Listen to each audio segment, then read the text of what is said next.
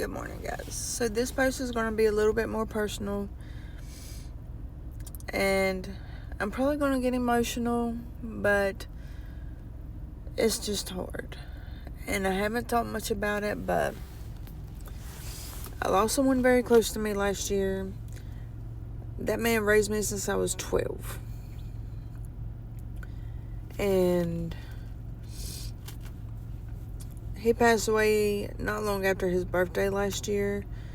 So getting through them holidays and everything was really hard. Like, I break down all the time, almost daily.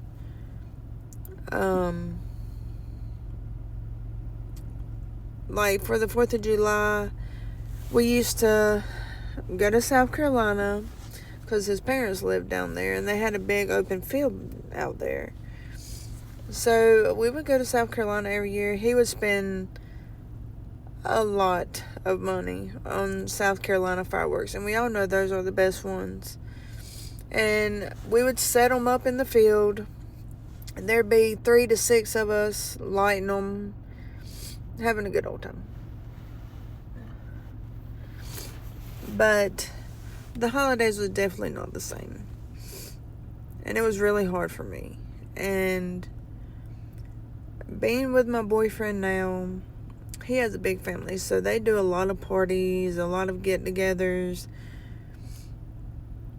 Some of them was easy and fun. I got through them great. But then as the holidays come, Thanksgiving and Christmas, those were the hardest to get through.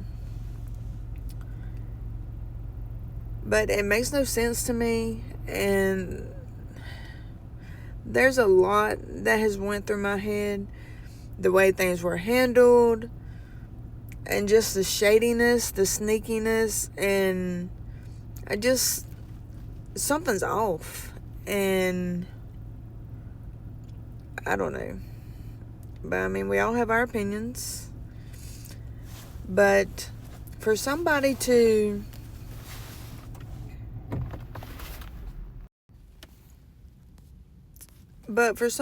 have a 2-hour heart test that made it through there, the doctor said that he was doing great.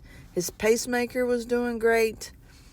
Like, he had a good day. My mom said it's the best day they have had in a very long time. But it's hard to believe or take in that he was at the doctor for so long.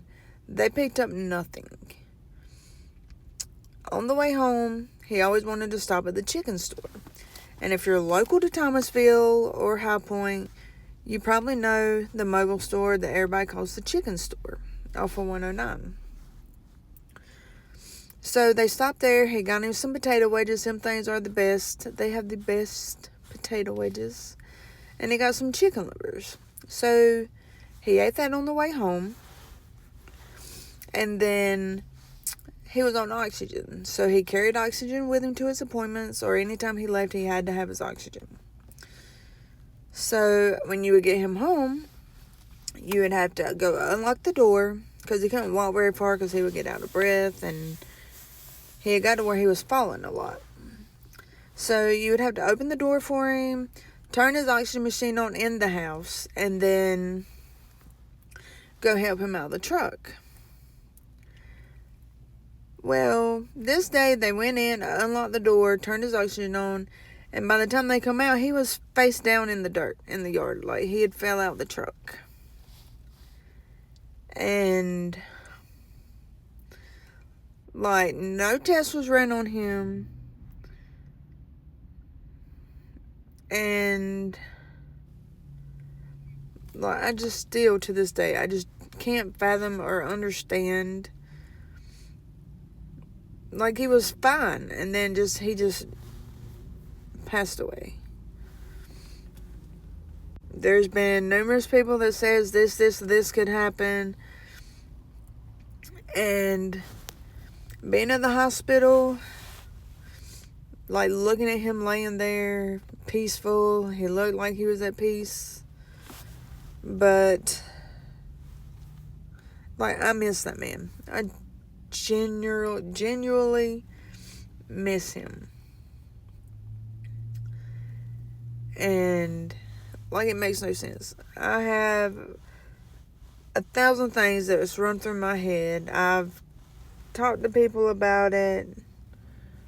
I haven't talked to a lot of people because we all have our opinions. And like, when I asked my mom if she was going to get an autopsy, she just looked at me and was like, no, why would I do that? And it's just, I don't understand why you wouldn't want an autopsy. I watch a lot of criminal shows, and I watch a lot of Snapped, and like, I watch all kinds of stuff like that. And I don't understand why you wouldn't want an autopsy. Even like the hospital, like I said, they didn't run any test on this man. And I find that strange. And Mom was like, he just died of natural causes. And ever since, he's been gone. Like, she is so out of character. And she's just odd. She's not the mother that I was so close to one time. She's not the mother that I grew up knowing.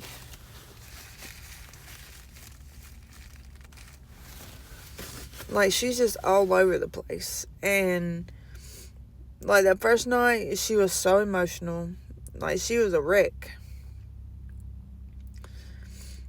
And then, like, I seen her a couple days later, and she was all giggly, and like, I asked her how she was doing. She's like, oh, I'm fine. Like, nothing ever happened. And I just don't get it. She was married to that man, I think, like 26, 28 years. And my brother had got her a ring with, like, his ashes made into it. And then he had got her a necklace that was a rose, or the ring might have been a rose. One of the two. But I know she had a necklace and a ring that had his ashes made into it, with like their dates and stuff on it. His name was on it. She might have wore that for a week or two. And then I never seen it again. And like, she didn't let herself grieve.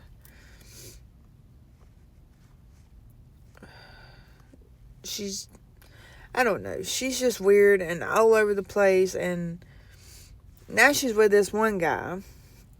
And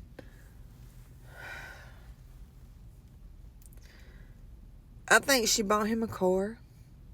She's ended up with a new truck. And it's like, I don't understand. Like, she tried so hard to find another man when my stepdad passed.